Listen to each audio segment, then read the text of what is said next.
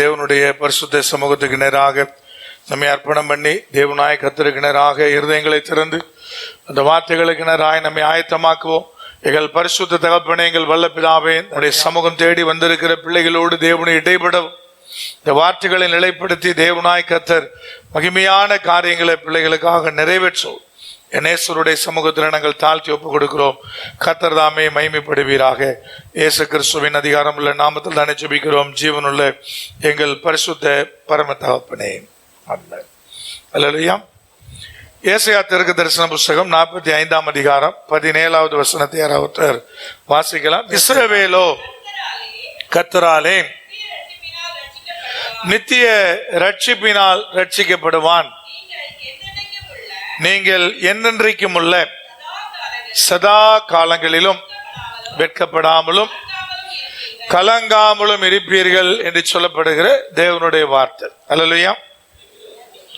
நீங்கள் என்றென்றைக்கும் உள்ள சதா காலங்களிலும், முடிவே இல்லை, அந்த முடிவே இல்லாத சதா காலங்களிலும் வெட்கப்படாமலும் கலங்காமலும் இருப்பீர்கள் என்று சொல்லப்படுகிற வார்த்தை. இந்த வசனம் துவங்கும் போது இஸ்ரவேலோ அப்படின்னு ஆண்டவராய் கர்த்தர் சொல்றார். இஸ்ரவேல் சொன்னா வேற அர்த்தம், இஸ்ரவேலோன்னா என்ன அர்த்தம்?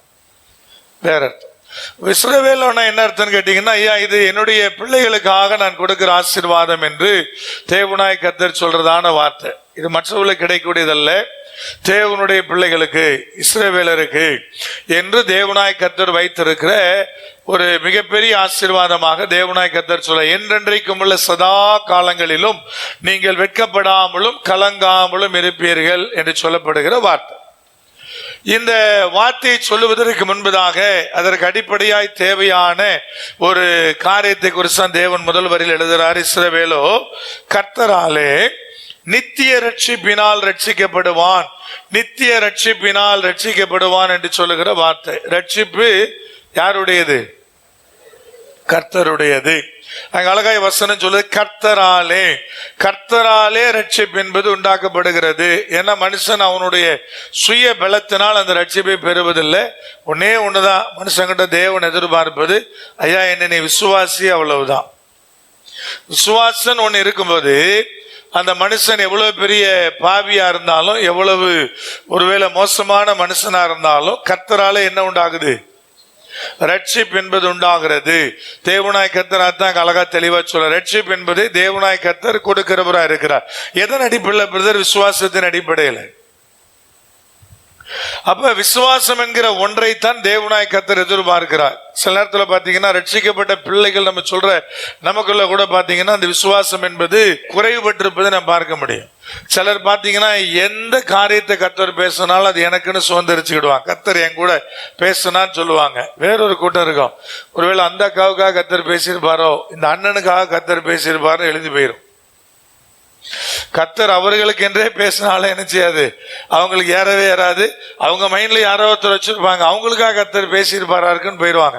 அப்ப கர்த்தர் எப்ப உனக்கு தான் நான் சொன்னேன்னா விசுவாசிக்கலைங்கிற பட்சத்துல அதை என்ன செய்ய முடியாது, சுதந்திரிக்க முடியவே முடியாது. அப்ப ரட்சிப்பு என்பது நமக்குரியதல்ல, அது கர்த்தருக்குரியது. நம்ம ஒன்லி விசுவாசம் மட்டும்தான் படுறோம். அப்ப எல்லாரும் விசுவாசிக்கிறார்களா பிரதர்? உலகத்துல சிலவர் ரொம்ப நீதியா வாழ்றவனுக்குள்ள கூட அந்த விசுவாசம் இல்லை. ஆனா பாவியான ஒரு மனுஷனும் யாரை ரொம்ப விசுவாசிக்கிறான்? கர்த்தரை விசுவாசிக்கிறான். அது ரொம்ப ரொம்ப ரொம்ப கவனிக்க வேண்டிய ஒன்று. சில நேரத்துல ரொம்ப நான் நீதிமான் சொல்ற பிள்ளைகள்கிட்ட இருக்கிற கர்த்தர் மேல் இருக்கிற அன்பை விட பாவிகள் கர்த்தர் மேல வைத்திருக்கிற அன்பு என்ன செய்யுது சில நேரத்துல அதிகமா இருக்கு. அப்ப எப்படி பிரதர் அவன் பாவத்தில் இருக்கிறான்? அது அவனுடைய இயலாமை, அவளுடைய இயலாமை. ஆனா ஆண்டவர் மேல என்னது? மிகப்பெரிய அன்பு வைத்திருக்கிறான். தேவனாய் கர்த்தர் ஒவ்வொரு காலகட்டங்களிலும் அதை உருவாக்கி அவனை அழகா தேவனாய் கர்த்தர் அற்புதமாய் நடத்துகிறவரா இருக்கிறார். அப்ப ரட்சிப்பு என்பது யாருடையது? கர்த்தருடையது. அப்ப ஆண்டவர் சொல்றார், அந்த நித்திய ரட்சிப்பினாலே கர்த்தராலே அதை ரட்சிக்கப்படுவான். கர்த்தராலே கொடுக்கப்படுகிறதான ரட்சிப்பு. சரி, எப்படி தேவன் அதை திட்டமிடுகிறார்? அதுக்கு பின்னாடி சொல்றாரு பாருங்க, 22ஆம் வசனத்திலிருந்து பாத்தீங்கன்னா அதுல சொல்லப்படுது பாருங்க, வாசிக்கலாம். பூமியின் எல்லை எங்கும் உள்ளவர்களே என்னை நோக்கி பாருங்கள், அப்பொழுது ரட்சிக்கப்படுவீர்கள் என்று சொல்லப்படுகிற தேவனுடைய வார்த்தை. ஐயா என்ன நோக்கி பாரு, அப்ப நீ என்ன செய்யப்படுவ? நீ ரட்சிக்கப்படுவாய். சொல்லும்போது சொன்னார் பாருங்க, நானே தேவன், வேறு ஒருவர் என்ன செய்யல இல்லை, நானே தேவன், வேறு ஒருவரும் இல்லை, ரட்சிக்கத்தக்கவர் வேறு ஒருவரும் இல்லை. நீங்க விளங்கிக் கொள்ளணும். எவ்வளவுதான் சேத்துக்குள்ள கிடக்கிற பன்னியை நீங்க குளிப்பாட்டி வச்சாலும் பன்றி பன்றி தான். அதை எவ்வளவு சுத்தப்படுத்தினாலும் பன்றி என்ன ஆடா என்ன செய்ய முடியாது, மாற முடியாது. அப்படி மாறணும்னா அது கர்த்தரால மட்டும்தான் நடக்கூடிய ஒன்றா இருக்குது. நான் மட்டும்தான் ரட்சிக்கிறவர். அப்ப இந்த உலகத்துல செல்வந்தர்கள் இருக்கிறாங்க, பெரிய பணக்கார லிஸ்ட் இருக்குது, அதுல எல்லாரும் கிறிஸ்தவங்க தான் இருக்கிறாங்களான்னு கேட்டீங்கன்னா என்ன செய்யல இல்ல இல்லையா? இந்திய தேசத்தினுடைய பெரும் பணக்கார லிஸ்ட்ல கிறிஸ்தவன் எவனும் இல்லை. அப்போ தேவனை தவிர மற்ற வணக்கத்துக்குரிய வழிபாட்டுக்குரிய சில கிரிகள் கூட என்ன தருது, பணத்தை என்ன செய்யுது, தருது. நீங்க பாத்தீங்கன்னா கோயில் உண்டியல்களை கொண்டு கட்டி கட்டி போடுறான். கிறிஸ்தவ ஆலயங்கள் இல்லாத அளவுக்கு கட்டுக்கட்டா பணம் எங்க கிடக்குது, கோயில் உண்டியல்களை கிடக்குது. ஏன் போடுறான் பிரதர்? அவன் அங்கே போய் அவன் வெளிப்படுகிற ஒன்றை தனக்கு பார்ட்னரா மாத்திக்கிறான். அது தேவையானது என்ன செய்யுது அவனுக்கு கொடுக்கறதுனால எகைன் கொண்டே போடுறான். ஆனா ரட்சிப்பு என்கிற ஒன்றை தேவனை தவிர வேற யாரும் கொடுக்க முடியாது. அதனால சொன்னார், நான் ஒருவர் தான், என்ன நோக்கி பார்த்தாதான் உனக்கு என்ன உண்டாகும், ரட்சிப்பு என்பது உண்டாகும். வேற எங்கிருந்தும் உனக்கு அந்த ரட்சிப்பு வராது. அப்ப கர்த்தராலே நித்திய ரட்சிப்பினாலே, அதுவும் பாத்தீங்கன்னா நித்திய ரட்சிப்புன்னு போட்டிருக்கு. அப்படின்னு என்ன அர்த்தம் பிரதர்? அந்த ரட்சிப்பை தேவனாய் கர்த்தர் நமக்குள்ளே நிலைத்திருக்க செய்கிறார். யாரை நோக்கி பார்க்கிறவர்களுக்கு? கர்த்தரை நோக்கி பார்க்கிறவர்கள். இந்த அதிகாரத்துல 45 அதிகாரத்துல பாத்தீங்கன்னா நிறைய காரியங்கள் ஆண்டவர் நானே நானே நானே ஆண்டவரை கர்த்தர் நினைச்சு வர பேசிக்கிட்டே வருவார். 18ஆம் வசனத்துல பாருங்க என்ன சொல்றாரு பாருங்க. வானங்களை சிருஷ்டித்து பூமியையும் வெறுமையா இருக்க சிருஷ்டியாமல் அதை குடியிருப்புக்காக செய்து படைத்து அதை உருவேற்படுத்தின தேவனாகிய கர்த்தர் சொல்லுகிறதாவது, நானே கர்த்தர், வேறொருவர் இல்லை. அப்ப என்னை தவிர உருவாக்குற ஆள் இல்லைன்றார் இந்த 18ஆம் வசனத்துல.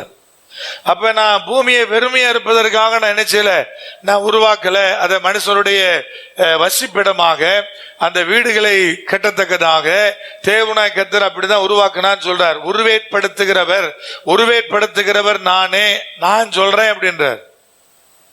அப்ப என்னை தவிர வேற யாரும் உருவாக்க என்ன செய்யாது, முடியவே முடியாது. ஏன்னா கர்த்தருக்கு சிருஷ்டிகர் என்று அழகான ஒரு பெயர் உண்டு. இதை ஏசாயா தீர்க்கதரிசி 65ஆம் அதிகாரத்தில் எழுதும் போது 18ஆம் வசனத்தில் என்ன சொன்னார் பாருங்க, வாசிக்கலாம். நான் சிருஷ்டிக்கிறதுனாலே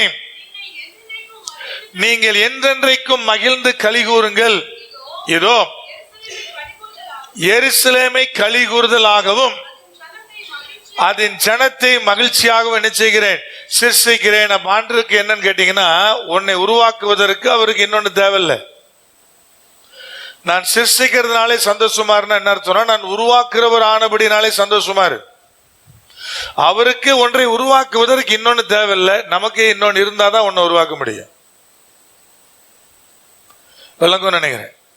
செங்கல் மணல் ஜல்லி எல்லாம் இருந்தா வீடு கட்டப்படும். அதெல்லாம் வாங்கறதுக்கு பணம் இருந்தா அதெல்லாம் உள்ள வரும். அப்படிதானே? கர்த்தருக்கு அப்படி இல்லை. ஒரே ஒரு வார்த்தை சொன்னா போதும், ஒரே ஒரு வார்த்தை. அப்ப நான் சிருஷ்டிகர் என்கிற வார்த்தையை ஆண்டவர் திரும்ப திரும்ப சொல்றார். இங்கேயும் சொல்றார், நான் உருவேற்படுத்துகிறவர், நான் உருவாக்குறவர். அந்த காரியம் எனக்கு மட்டும்தான். நானே உருவாக்குறவர். உங்களுக்கான வழிகளை உருவாக்குறேன்னா அவர் தான் உருவாக்குவார். எப்படின்னு கர்த்தர்ட்ட கேள்வி எல்லாம் கேட்க முடியாது. இது வரைக்கும் கர்த்தர் உங்களுக்கு செய்த எல்லா அற்புதங்கள் அப்படியே பின்னாடி திரும்பி பாருங்க. அது எப்படின்னு கேட்டு பாத்தீங்கன்னா அதுல எந்த விதமான ஒரு காரியமும் இருக்காது. எப்படி நடந்துச்சு திரும்பி பார்க்கவே முடியாது. எப்படி வீடு வந்துச்சு, எப்படி வேலை வந்துச்சு, எப்படி படிப்பு வந்துச்சு, எப்படி நான் பாஸ் பண்ணேன், எல்லாத்தையும் அப்படி அகைன் அப்படியே திரும்பி பார்த்தீங்கன்னா ஒன்று கூட உங்கள் பலத்தினால் இருக்கவே இருக்காது. அப்ப எப்படிங்கிற கேள்வியே ஒருவேளை கடந்த காலத்தை நான் திரும்பி பார்த்தாலே இப்ப வர்ற நாள்ல நம்ம கேட்கவே மாட்டோம். அது எப்படி நடக்கும், இது எப்படி நடக்கும்னு கேட்க மாட்டோம். கர்த்தர் சொல்லிட்டாருன்னா போயிட்டே இருப்போம்.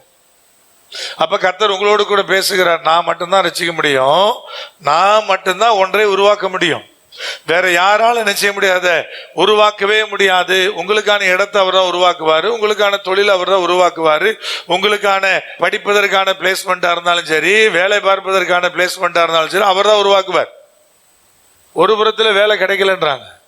ஆனா இன்னைக்கு வரைக்கும் கிட்டத்தட்ட ஒரு மாசத்துல 4 தடவையாவது கர்த்தர் அவ்வளவு தூரம் உயர்த்தி பிள்ளைகளை அடுத்தடுத்த வேலைக்குள்ள கொண்டு போற சாட்சிகளை நிறைய கேட்டுக்கிட்டே தான் இருக்கிறோம்.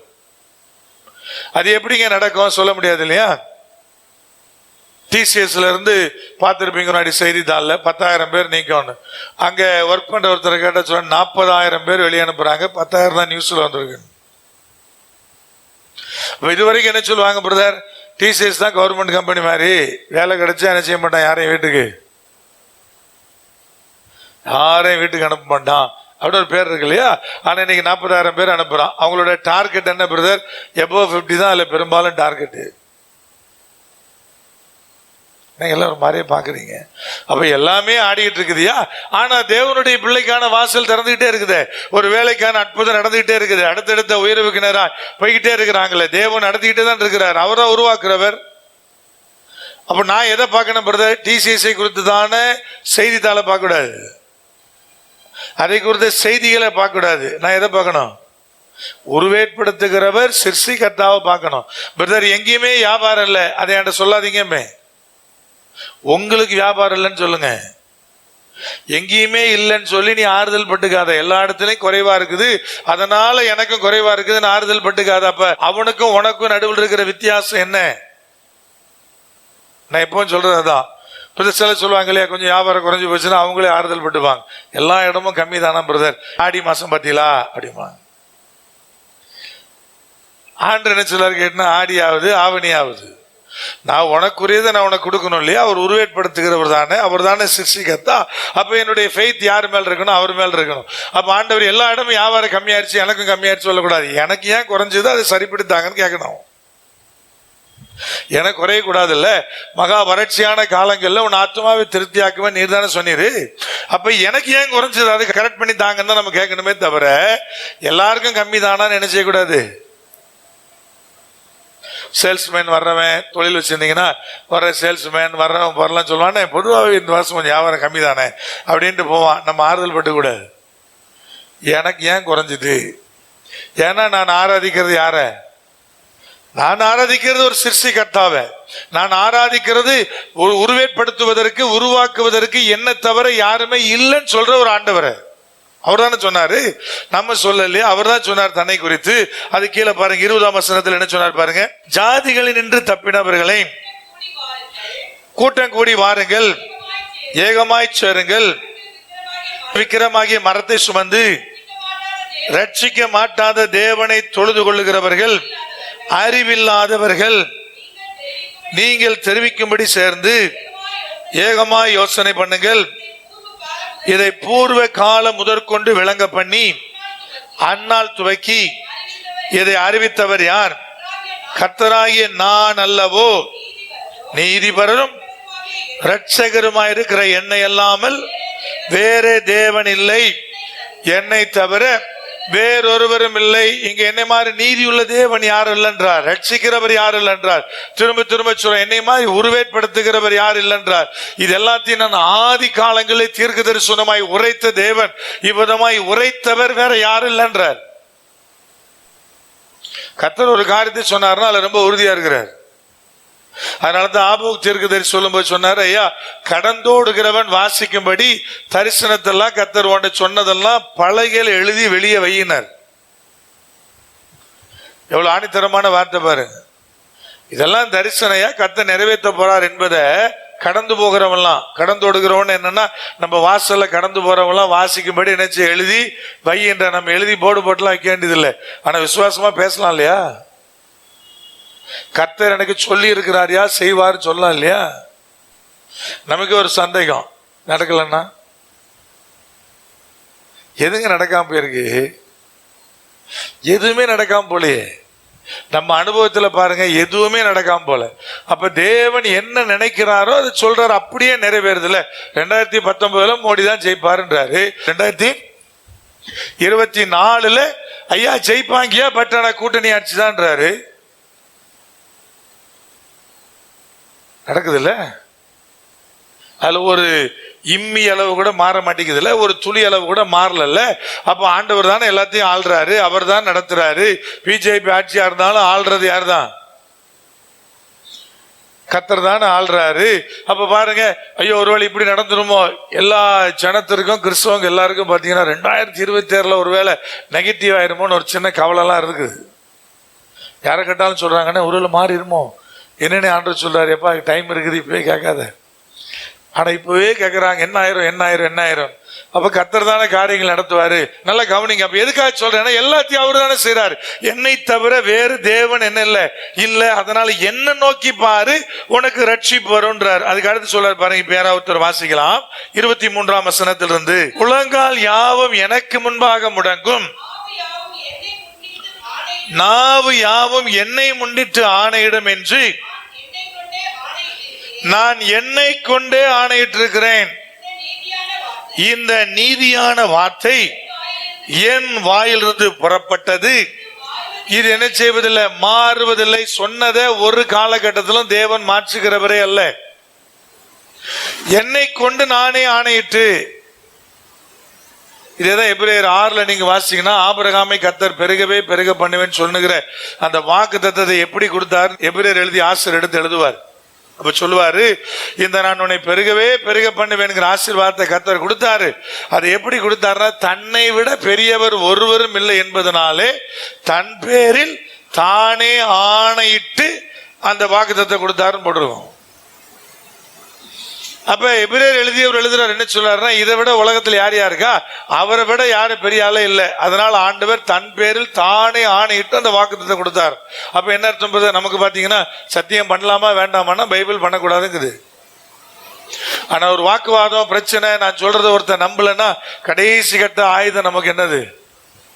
சத்தியமா சொல்றேன் வேணா பக்கத்துல பைபிளை தூக்கியாவது கையில வச்சு பைபிள் சத்தியமா நான் சொல்றேன் அப்படின்னு சொல்லிட்டு அதோட வேலை என்ன செஞ்சிருது, அது முடிஞ்சிருது. இப்ப கர்த்தர் என்ன சொல்றாரு, ஐயா இது எல்லாத்தோட பெரியவர் நான் இருக்கிறையா, எனக்கு நானே ஆணையிட்டு நான் சொல்றேன், நீ ஆசீர்வாதமா இருப்ப.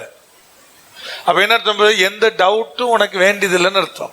அப்ப இங்க ரட்சிப்பை குறித்து கர்த்தர் பேசும்போது சொல்றார், ஐயா எனக்கு முன்னாடி முழங்கால் யாவும் முடங்கும், இது என்னை குறித்து நானே ஆணையிட்டு கொண்டதான வார்த்தை, அது மாறவே மாறாது. அப்ப ரட்சிப்பு என்பது தேவன் அவ்விதமாய் தன் பேரில் தானே ஆணையிட்டு சொன்னதான வார்த்தை. என்ன நோக்கி பாரு, என்கிட்ட வா, உனக்கான ரட்சிப்பை நான் தருகிறவரா இருக்கிறேன். அது பின்னாடி இருக்கிற 2 வசனத்தை சேர்த்து வாசிடலாமா? 24, 25. கர்த்தரிடத்திலே மாத்திரம், நல்ல கவனிங்க, அந்த மாத்திரன்ற வார்த்தை ரொம்ப முக்கியமானது. கர்த்தரிடத்திலே மாத்திரம் நீதியும் வல்லமையும் உண்டென்று அவனவன் சொல்லி அவரிடத்தில் வந்து சேருவான். அவருக்கு விரோதமாய் எரிச்சல் கொண்டிருக்கிற யாவரும் என்ன செய்வார்கள்? வெட்கப்படுவார்கள்.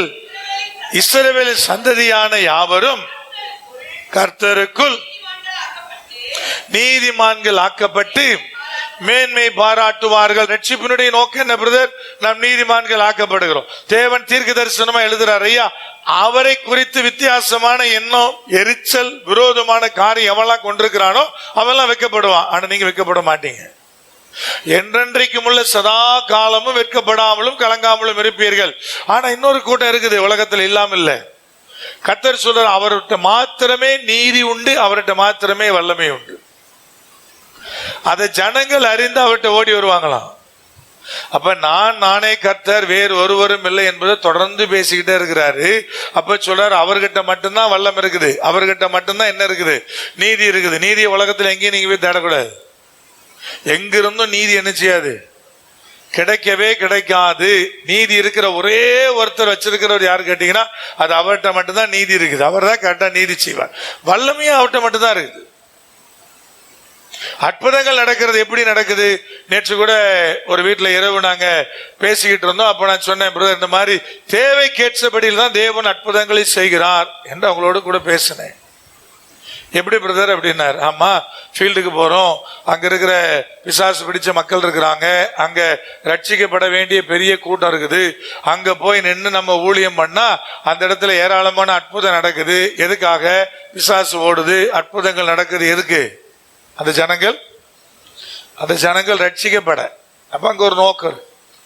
அதுக்காக தேவன் நினைச்சார், அற்புதத்தை தரார், அற்புதத்தை தேவன் நினைச்சார், செய்யறார். அதுல மேன்மை பாராட்ட ஒண்ணுமே இல்லை. நான் எப்போ சொல்ல, என்கிட்ட ஒரு அம்மா கேட்டாங்க, ஐயா இப்பெல்லாம் நம்ம ஊர் சைட்லாம் நீங்க ரொம்ப வர்றதில்லை, உங்களுக்கு ஊழியமே இல்லையோ அப்படின்னா. ஒரு பாட்டியம்மா என்னை ரொம்ப நேசிப்பாங்க. ஒரு முறை நான் வர்றேன்னு தெரிஞ்ச உடனே ரொம்ப ஆர்வமா ரோட்ல இறங்கி ஓடியாந்துட்டாங்க, ஐயா வாங்கன்ட்டு. அந்த அம்மாக்குள்ள ஒரு பிசாசு இடந்திருக்கு தெரியல, டபக்குன்னு ரோட்லயே அலக்கழிக்க ஆரம்பிச்சிட்டு. ரொம்ப வெக்கப்பட்டு போயிட்டாங்க, வயசான பாட்டியமா.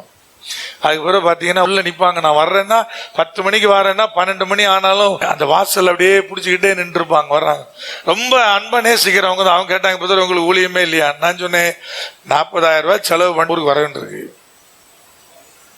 போடுற 3 நாள் ரூமு, 3 நாள் சாப்பாடு எல்லாம் கணக்கு போடுறேன், வண்டிக்கு போடுற டீசல் 40,000 ரூபாய் செலவு. போய் நான் எங்கேயாவது எங்களுடைய மிஸ்டரி ஃபீல்டில் ஒரு 4 நாள் 5 நாள் மீட்டிங் நடத்திடலாம். 4 நாள் 5 நாள் நான் மீட்டிங் நடத்தினேன்னா கொத்தா ஒரு 20 ஆத்மாவை நான் தூக்கிடுவேன். ஆனா உங்க ஊருக்கு வந்து நீ என்னை திட்டு தான் செய்வியே தவிர நீ என்ன செய்ய மாட்டேன். நான் பேசிட்டு வந்தானே பின்னாடி என்னை ஏசிக்கிட்டு இருப்பேன், அண்ணன் இதை பேசிட்டார் அதை பேசிட்டார். நான் அதே இது இங்கே வந்தானே எனக்கு அப்படியே துண்டா ஒரு 20 ஆத்மா 3 நாள் ஊழியத்தில் என்ன பண்ணிடலாம், உள்ள கொண்டு வந்துடலாம். ஏன்னா அவ்வளோ அற்புதம் நடக்கும். அப்ப அவங்கள்ட்ட சொன்னேன், அற்புதம்லாம் ஒரு தேவைக்காக கர்த்தர் செய்கிறார். அதே மாதிரி இப்ப அங்க ஊழியம் நடக்கணும், அங்க ஒரு ஆலயம் எழும்பணும், அங்க ஒரு ஆலயத்திற்கான இடம் வேணும்னா உங்களுக்குள்ள செய்வார். ஏன் உங்களுக்குள்ள அவர் அற்புதம் செய்யறாரு? உங்களுக்குள்ள ஒரு அற்புதம் பண்ணா நீங்க என்ன செய்வீங்க? சரி, ஒரு சர்ச்சை கட்டலாம், ஒரு ஆலயத்தை கொடுக்கலாம், இதை செய்யலாம் அதை செய்யலாம்னு எழும்புவீங்க. அப்ப கர்த்தர் நினைச்சு வர பிரதர், அந்த மனநிலை உங்களுக்கு இருந்தா அற்புதம் செய்வார். சார் அற்புதம் செஞ்சா அதை செய்யணும்னு இருக்கு இல்லையா?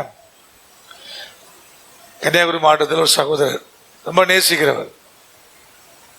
அவங்க ஃபேமிலி ஒரு பெரிய ஃபேமிலி, நல்ல வசதியான ஒரு ஃபேமிலி. அவர் வீட்டில் என்ன இது இருந்தாலும் உடனே ஒரு பொருத்தனை பண்ணுவார். ஆண்டவரே ஒரு அற்புதம் பண்ணிட்டீர்னா ஒரு 3 நாள் கன்வென்ஷன் கூட்டம் நடத்துறேன். அங்க இருக்கிற ஏதாவது சர்ச்சில் போய் கேட்பாரு, என் செலவு, நான் ஊழியக்காரரை கூட்டு வர்றேன், நீங்க என்ன செய்யணும், உங்க சர்ச்சில் கூட்டம் நடத்தலாமான்னு போய் கேட்பாரு. அப்படி கேட்டு கன்வென்ஷனுக்கு மேலே பேசியிருக்கிறேன் கன்னியாகுமரி மாவட்டத்தில். அவர் வீட்டில் என்ன அற்புதனாலும் உடனே பொருத்தனை தான் என்னன்னா, ஒரு 3 நாள் கூட்டம் நடத்துறேன் அப்படின்னு.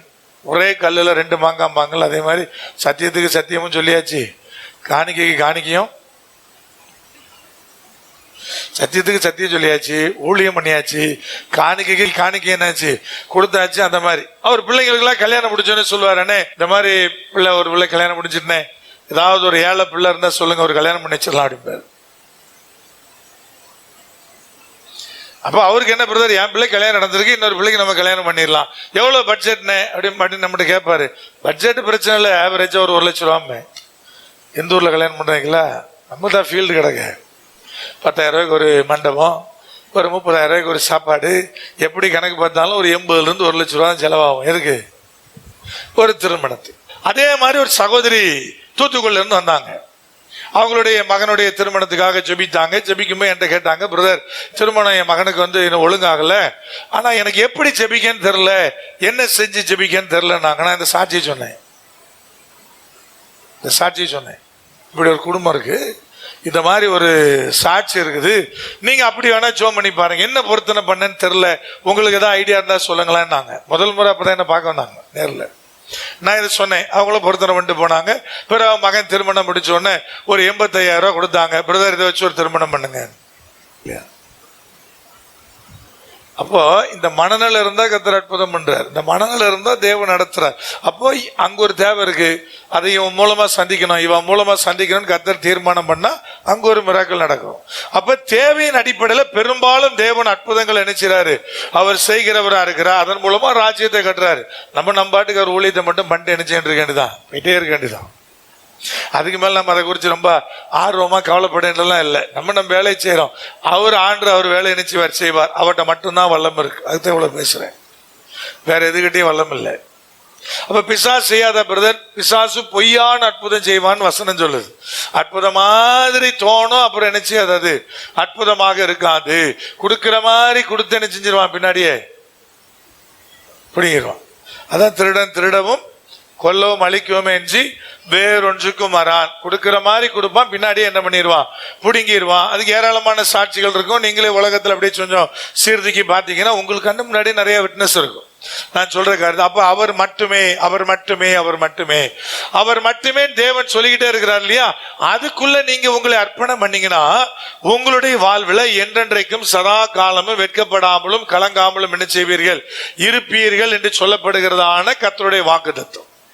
அப்ப இதற்கு அவசியம் ரட்சிப்பு. ரட்சிப்புக்கு அவசியம் தேவனை நோக்கி பார்ப்பது. ரட்சிக்கத்தக்கவர் ஒருவர் தான், உருவேற்படுத்துகிற ஒருவர் தான், உருவாக்குறவர் ஒருவர் தான், வல்லமை ஒருத்தட்டு தான் உண்டு, நீதி ஒருத்தட்டு தான் உண்டு. உலகம் முழுவதும் மேலே வானத்திலும் கீழே பூமியிலும் பூமியின் கீழே பாதாளத்தில் உள்ளதெல்லாம் ஒருவருக்கு முன்பதாக முழங்கால் படியணும்னா அது இயேசு கிறிஸ்து மாத்திரமே. எல்லாம் மண்டியிடும். மேல வானத்திலிருந்து கீழே பூமி, பூமி கீழே பாதாள வரைக்கும் அந்த நாமத்துக்கு முன்பதாக என்ன செய்யும்? அது மண்டியிடும். அந்த அப்படிப்பட்ட ஒரு பெரிய வல்லமை உள்ளவரை நம்ம ஆராதிக்கிறோம். ஆனா அந்த வல்லமை நம்ம மூலமா வெளிப்படுதான்னு ஒரு பெரிய கேள்விக்குறி. ஏன்னா நமக்குள்ள அர்ப்பணம் இல்லாத ஒரு வாழ்க்கை, அர்ப்பணம் இல்லாத ஒரு வாழ்க்கை. அதனால அந்த வல்லமை நமக்குள்ள நினைச்சல வெளிப்படலை. கிறிஸ்டியானிட்டினாலே என்னன்னா வல்லமை தான், தேவனுடைய பலன் தான். ஐயோ, உலகத்தை கலக்கிறவங்க வந்திருக்கிறாங்க, நாங்களே நம்ம என்னைக்கு கலக்க போறோம்? வந்த பிள்ளைகளை பார்த்து அப்படின்னு சொன்னாங்க, காற்றாக அக்னியாக தேவனுடைய பிள்ளைகளை பயன்படுத்துகிறார் தான் வசனம் சொல்லுது. அப்ப தேவனாய் கர்த்தர் சொல்ல கிறிஸ்டியானிட்டினால என்ன பிரதர்? அது வல்லமை, அது வல்லமை நிறைந்தது. கிறிஸ்துவுக்குள்ள ஒருத்தன் வாழ்றான்னா அவன் வல்லமையினால் நிரம்பி இருப்பான். ஏன்னா அவர் வல்லமை உள்ளவர், அவர் மட்டுமே வல்லமை உள்ளவர். அவருக்கு முன்பதாக பிசாசு எல்லாம் என்ன செய்யும்? நடுங்கும், நடுங்கும். அதான் உண்மை. முதல் முறை ஒரு எம்பி வீட்டில் ஜெபிக்கிறதுக்காக என்ன முதல் முறை அப்பதான் ஃபிளைட்ல டிக்கெட் போட்டு தூத்துக்குடி போறேன். அப்பதான் லைஃப்ல ஃபர்ஸ்ட் டைம் ஃபிளைட்ல ஏறேன். போயிட்டு ரிட்டர்ன் வரேன். ரிட்டர்ன் வரும்போது என் பக்கத்துல ஒரு வயசான ஒரு 60 வயசு இருக்கு அவருக்கு, வெங்கட்ராமன் அவரு உட்காந்தாரு. உட்காந்து நான் போய் உள் பக்கம் அந்த சன்னல் வருமா நான் உட்காந்தேன். இவர் பக்கத்தில் உட்காந்தாரு. உட்காந்தவர் கொஞ்ச நேரம் என் மூஞ்சாடி உத்து பார்த்தாரு. திடீர்னு உள்ள இருந்து அவருக்குள்ள இருந்து பிசாசு அலக்கழிக்க ஆரம்பிச்சுட்டு அப்புறம் அவங்க டாக்டர் கூட அவரை கூட இவரை கூட நமக்கு கொஞ்சம் பதட்டமா இருக்குது. ஊழியத்தினுடைய ஆரம்ப காலகட்டம். இவருக்கு பிரேயர் பண்ணலாமா வேண்டாமான்னு ஒரு சின்ன இது. சுத்தில் இருக்கிறவங்களாம் பார்க்குறவங்களாம் என்ன நினைப்பான்னு. சரி, ஒரு வரட்டு தைரியம் தான் நீங்களேன். அவன் என்ன நினைச்சான்னு டக்குன்னு கையை வச்சு ஜோம் பண்ணிட்டேன். அடுத்த 5 நிமிஷம் உட்காந்துக்கிட்டாரு. நான் வேற யாரும் எட்டியும் பார்க்கல, நான் இப்படியே உட்காந்துக்கிட்டேன். அங்க இருக்கிறவங்க அவ்வளோ பேரும் பார்த்தீங்கன்னா என்ன அப்படியே உத்து பார்க்குறாங்க. இது யாரா இது? உட்காந்தாரு. பக்கத்துல இருந்து ஒரு ஆள் ஆடினாரு. அப்புறம் கடைசியில் இவரே என்னமோ பிரேயர் பண்ணாரு. கப்பையரே உட்காந்துக்கிட்டார். அவரும் ரொம்ப நேரம் அப்படியே அமைதியா வந்தார். கிட்டத்தட்ட ஒரு 1/2 மணி நேரம் கழிச்சு என்கிட்ட பேசினார். என் பேர் வெங்கட்ராமே, எனக்கு இவ்வளோ வயசு ஆகுது, பிள்ளையை பார்க்கறதுக்காக வந்துட்டு போறேன் அப்படின்னு சொல்லி பேசினார். அப்புறம் கொஞ்ச நேரம் அவர்கிட்ட பேசிட்டு ஆண்டவரை பத்தி சொல்லிட்டு வர கிருபை கொடுத்தார். நல்லா விளங்கி கொள்ளுங்க, நம்ம ஆராதிக்கிற தேவன் வல்லமை உள்ளவர். கொஞ்ச நேரம் பிசாசால நம்ம கண்ணை என்ன செய்ய முடியல, பார்க்க முடியல. ஏன் அவர் உத்து பார்த்தாருன்னு தெரியல. அப்போ தேவனாய் கர்த்தர் பார்த்தீங்கன்னா அவ்வளவு பெரிய சாட்சி, அவ்வளவு பெரிய கனத்தை தேவன் நினைச்சார், உண்டாக்குறார். அப்போ ஒன்றை நீங்கள் சரியானபடி விளங்கி கொள்ளணும். என்னன்னா, நம்ம ஆராதிக்கிற தேவனுடைய வல்லமையை புரிஞ்சு கொள்ளணும். அப்போ அதை நீங்க புரிஞ்சுக்கிட்டீங்கன்னா வாழ்நாள்ல ஒரு நாளும் என்றென்றைக்கும் சதா காலமும் நீங்க வெட்கப்படுறதில்லை, கலங்க வேண்டிய அவசியம் இல்லை. ரெண்டையும் சேர்த்து எழுதுற, வெட்கப்படுவதும் இல்லை, கலங்குவதும் இல்லை.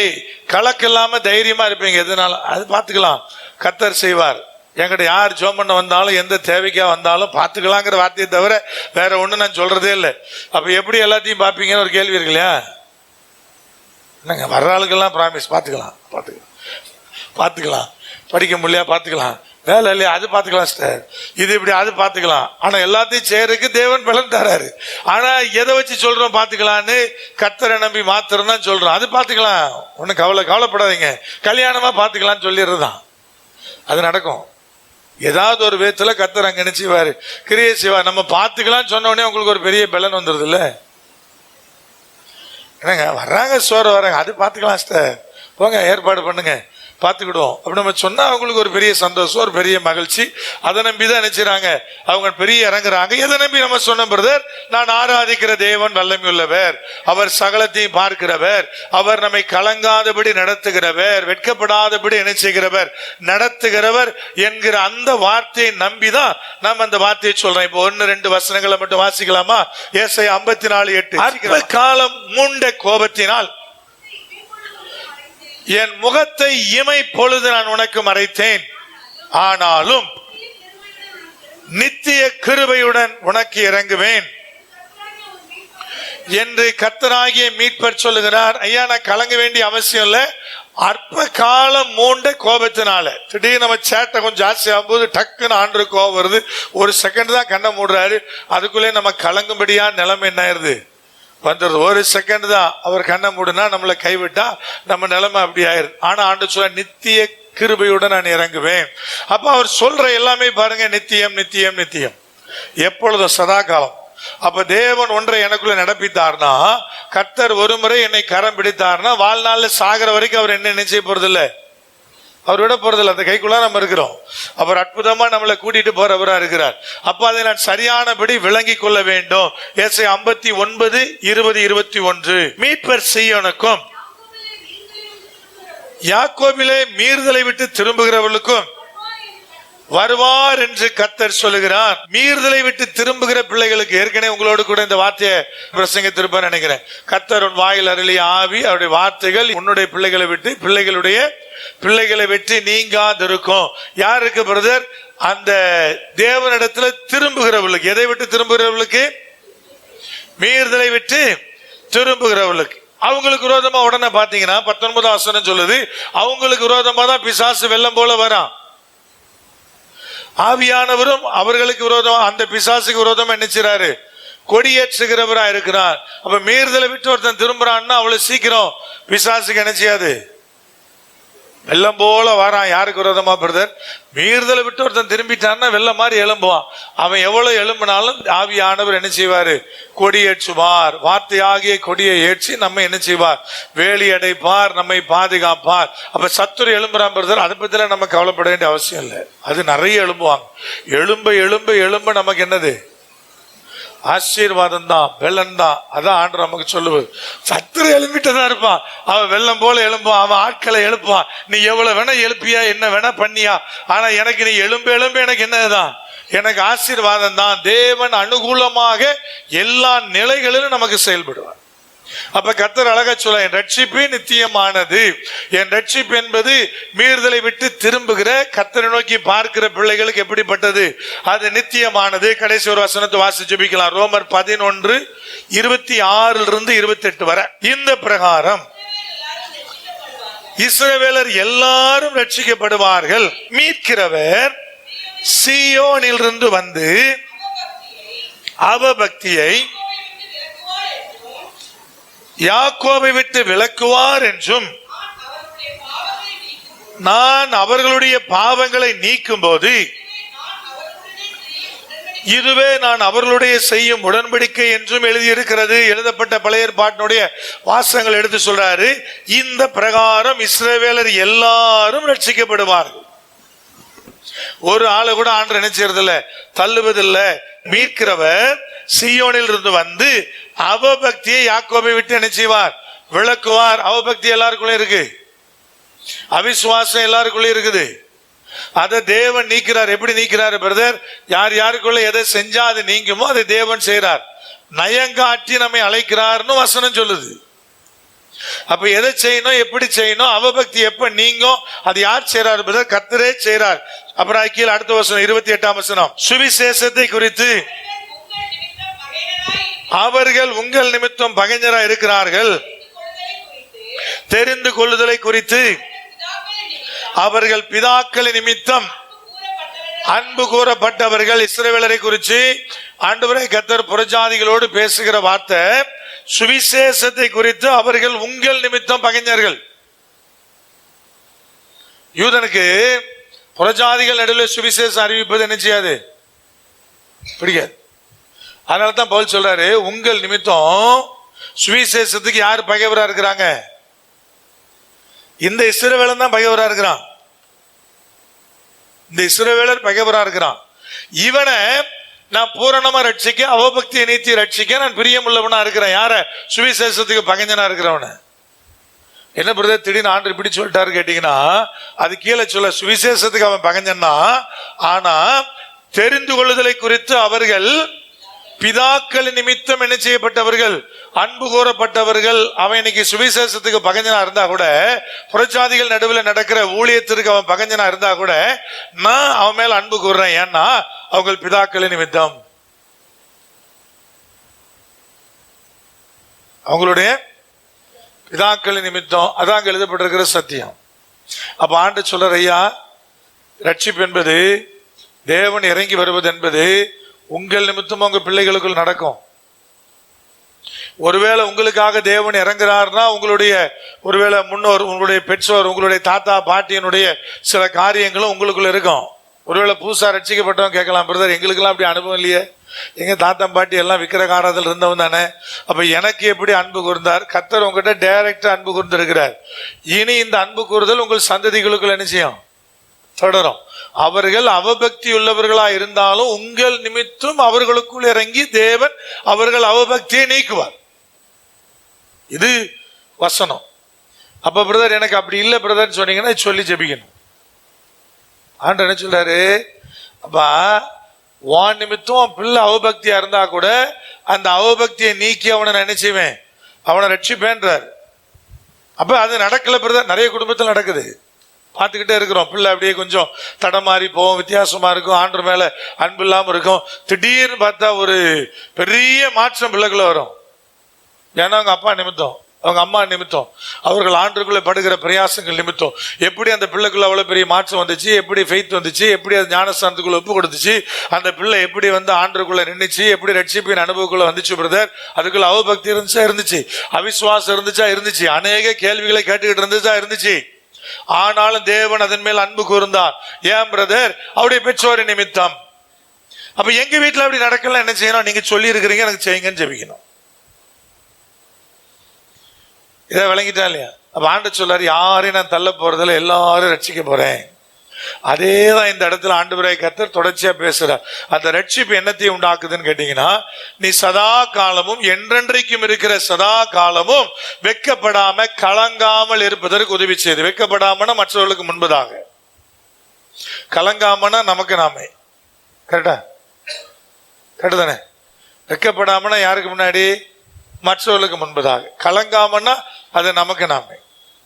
அப்ப மற்றவனால நம்மளை கலக்கத்துக்குள்ள உண்டாக்க முடியாது, நம்மளுக்கு நாமளே கலங்கிட்டாதான் உண்டு. மற்றவன் நம்ம கலக்கத்தை நினைச்ச முடியாது, உண்டாக்க முடியாது. நல்ல ஃபெய்த்தில் இருக்கிற ஒருத்தன் போய் ஒருத்தன் கலக்கத்தை நினைச்ச முடியாது, உருவாக்க முடியவே முடியாது. எவ்வளவு நெகட்டிவா பேசினாலும் ஒண்ணு நடக்காது. ரூமரை பார்த்து அவன் கலங்குறவன் இல்லைன்னு சங்கீதம் 112 நீதிமானை குறித்து கர்த்தர் பேசும்போது அழகான ஒரு வசனம் உண்டு. அந்த ஒன்றை வாசிப்பு ஜெபிக்க போறோம். சங்கீதம் 112 7 வசனம். துர்ச்செய்தியை கேட்கிறதுனால் பயப்படான், அவன் இருதயம் கர்த்தரை நம்பி எப்படி இருக்கும்? திடமா இருக்கும். துர்ச்செய்தி ஆங்கில மொழிபெயர்ப்பு சொல்லுது ரூமர், நிறைய வதந்திகள், துர்ச்செய்திகள். அதை கேட்டு என்ன செய்ய மாட்டான்? பயப்பட மாட்டான். ஏன் பிரதர்? அவன் இருதயம் யாரை நம்பி இருக்கு? கர்த்தரை நம்பி இருக்கிறால் திடமா இருப்பான். அப்ப நல்லா விளங்கி கொள்ளுங்க, கலக்கம் என்பது வெளியிலிருந்து உள்ள வராது. அவங்களாம் சொன்னதுனால கலங்கிட்டா நீ ஃபெய்த்ல வீக்கா இருக்கிறன்னு அர்த்தம். நான் சொல்றது புரியுதா?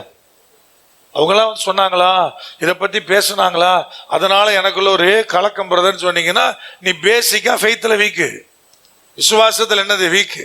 அப்ப நீ நீதிமானா இருந்து உண்மையாகவே உங்க இருதயம் கர்த்தரை நம்பி இருந்துச்சுன்னா, எவன் வந்து எவ்வளவு நெகட்டிவான செய்தி சொன்னாலும் நீங்க என்ன செய்ய மாட்டீங்க? பயப்பட மாட்டீங்க, கலங்க மாட்டீங்க. அப்ப வெட்கப்படாமல் இருக்கிறது மற்றவருக்கு முன்பதாக, கலங்காமல் இருப்பது நமக்கு நாமே. அப்ப எதை குறித்து எனக்கு கலக்கம் இல்லைன்னு பாட்டு மட்டும் பாடக்கூடாது. கலங்கலப்பா கலங்கலப்பான்னு பாட்டு மட்டும் நினைச்சு கூட பாடக்கூடாது. கலங்காம இருக்கணும். கர்த்தர் அந்த ஆசீர்வாதத்தை வாக்கு பண்றார். என்றென்றைக்கும் சதா காலத்திலும் எது நெகட்டிவா நடந்தாலும் எதை நோக்கி நகர்ந்தாலும் இல்ல, கர்த்தர் பார்த்து கொள்ளுவார் என்று உறுதியாய் நிற்கத்தக்கதான ஒரு நிலை கர்த்தர் உருவாக்குவார். கர்த்தர் அதை செய்வார். அப்ப என்ன துர்ச்செய்தி வருது? என்ன வேணா வரட்டுமே. 40,000 பேரை டிசிஎஸ்ல நீக்கிறாங்கன்னு டிசிஎஸ்ல வேலை பார்க்குற எல்லாருக்கும் ஒரு குழுக்குள்ள கட்ட கடன்னு ஆடும் இல்லையா? அடிமட்டத்தில் இருக்கிற வரைக்கும் ஆடும் இல்லையா? அப்பா என்ன செய்யணும்? இது துர்ச்செய்தி வந்திருக்கு, இப்ப நான் என்ன செய்யணும்? கலங்காம இருக்கணும். அது யாரு பிரதர்? அதுக்கு வெளியே இருந்தாலும் யாரும் ஹெல்ப் பண்ண மாட்டாங்க. உங்க இருதயம் சம்பந்தப்பட்டது, நீங்க ஆண்டவர் மேல் வைத்திருக்கிற விசுவாசம் சம்பந்தப்பட்டது. அப்போ தேவனாய் கர்த்தர் அழகா தெளிவா சொல்றாரு, வெட்கப்படுதல் வெளியாட்களுக்கு முன்பதாக, கலங்காமல் இருப்பது நமக்கு நாமே. ஆண்டவர் வாக்கு பண்றாரு, என்றென்றைக்கும் சதா காலமும். அப்ப என்னுடைய ரட்சிப்பு சரியா இருந்துச்சுன்னா, என்னுடைய விசுவாசம் சரியா இருந்துச்சுன்னா, நான் ஆராதிக்கிற தேவன் யார் என்பதை நான் சரியா புரிஞ்சிருந்தேன்னா, அவர் நானே கர்த்தர், வேறொருவரும் இல்லை, வேறொருவரும் இல்லைன்னு இந்த அதிகாரம் முழுக்க எழுதுறாரு இல்லையா? அதனுடைய ஒவ்வொரு காரியத்தையும் விளங்கி இருந்தீங்கன்னா உங்களுக்கு ஒரு காலம் கலக்கம் வராது. கர்த்தர் இந்த ஆசீர்வாதத்தை உங்களுக்கு தொடர்ச்சியா தருவாராக. கண்களை மூடலாம், ஜெபிக்கலாம். எங்கள் பரிசுத்த தகப்பனே, எங்கள் வல்ல பிதாவே, இன்றைக்கு ஆண்டவரே வந்து இந்த ஆராதனை பங்கெடுத்திருக்கிற இந்த செய்தியை கேட்டிருக்கிற அருமையான பிள்ளைகளுக்காக நான் ஜெபிக்கிறேன். தேவனுடைய வல்லமை, தேவனுடைய பலன் பிள்ளைகளுக்காக இறங்கி வரத்தக்கதாக என் நேசருடைய சமூகத்தில் ஒப்புக் கொடுக்கிறேன். சொன்ன வாக்குத்தத்தம் என்றென்றைக்கும் உள்ள சதா காலம் வெட்கப்படாமலும் கலங்காமலும் இருப்பேன் என்று சொன்ன ஆண்டவர், அதற்கு தேவையான ரட்சிப்பு, அதற்கு தேவையான உறுதி பிள்ளைகளுக்குள்ளே உருவாகத்தக்கதாக இன்னைக்கு பிள்ளைகள் ஒரு புது பலனோடு போகட்டும், இந்த வார்த்தையின் மேல விசுவாசத்தோடு போகட்டும். ஒரே ஒருத்தர் உருவேற்றுகிறவர், உருவாக்குறவர், சிற்சிகர், அது என் தேவன் மாத்திரமே. ஒரே ஒருத்தர் ரட்சிக்கிறவர், அதை நான் ஆராதிக்கிற தேவன் மாத்திரமே. அவற்றை மாத்திரமே நீதி உண்டு, அவற்றை மாத்திரமே வல்லமை உண்டு. அந்த வல்லமை உங்களுக்குள்ள அற்புதங்களை நடப்பிக்கும். அந்த வல்லமை உங்களுக்கு அதிசயமான வாசல்களை திறக்கும். அந்த வல்லமை இருக்கிற ஒவ்வொரு காரியத்திலும் ஒரு பெரிய மாற்றங்களை உருவாக்கும். அந்த வல்லமை மேல வைக்கிற விசுவாசம் உங்களை உறுதிப்பட்டிருக்க உதவி செய்யும். எங்கள் பரிசுத்த தகப்பனே, அந்த பலனை எங்கள் பிள்ளைகள் மீது வைத்து நான் அனுப்புகிறேன். இந்த ஆசீர்வாதங்களை எங்கள் பிள்ளைகள் மீது வைத்து நான் அனுப்புகிறேன். கர்த்தருடைய மகிமை அவர்களுக்கு உதவி செய்யட்டும். இயேசு கிறிஸ்துவின் நாமத்தில் தானே ஜெபிக்கிறோம் ஜீவனுள்ள எங்கள் பரிசுத்த பரம தகப்பனே. கர்த்தராகிய இயேசு கிறிஸ்துவினுடைய கிருபை, பிதாவாகிய தேவனுடைய அன்பு, பரிசுத்த ஆவியானுடைய ஐக்கியம் இப்பொழுது சதா காலம் அனைவரோடு கூட நித்தியமாய் நிலைத்திருப்பதாக.